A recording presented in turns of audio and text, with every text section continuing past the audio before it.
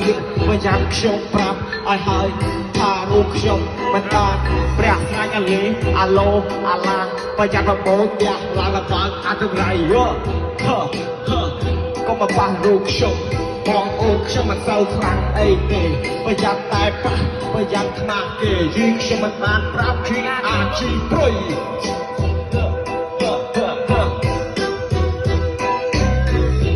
ក្មេងរូបខ្ញុំមិនអ្នកធ្វើការរថ្ងៃខ្ញុំមិនដែលចូលសាលាតែខ្ញុំចូលបានផឹកកាហ្វេរបរ៉ែនថាខ្ញុំខោមិនខោអាមិនឲ្យប្រយ័ត្នខ្ញុំប្រាប់ថាมันបានអាចចង្រៃឯងមានដូចអញទេអាក្មេងថាអញនេះចង់មកលេងជាមួយនឹងអញប្រយ័ត្នមកជុំបាត់ក្រល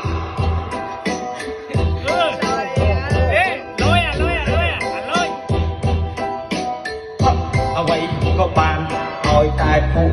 បងប្អូនខ្ញុំមានហូបមានសប្បាយស៊ីចុកមិនខ្វល់អ្វីថារឿងអ្វីទៅអ្វី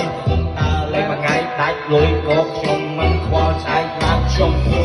ការធម្មតាមិនដូចពួកអាខេតខ្លះតើឡែទាត់សាណាប់ទូអានេះបបបដៅចុយតម្រៃមួយមកកកម្មឯ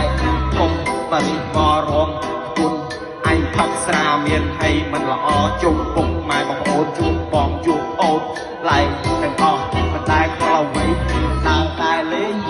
អានេះមិនចេះគឹមអីផ្ញើបត់នេះផ្ញើបងវ៉ាផ្ញើបងបរិយហើយនឹងបងវ៉ាឲ្យគាត់ឆាប់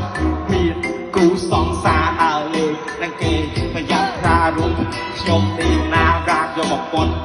ប្រយ័ត្នខ្មាស់ខ្ញុំណាបងទាំងពីរសូមឲ្យបង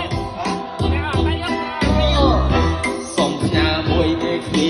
ទៀតផ្ញើឲ្យអូនតៃនិងអូនទៅជួបគូសង្សារដែលល្អមិនទេគេថាគេចោលឲ្យខ្ញុំយូរតែមិនได้ใจมาต้องพวกอันนี้គេគឺមិនតែពួកអីទៅអូនរត់ណា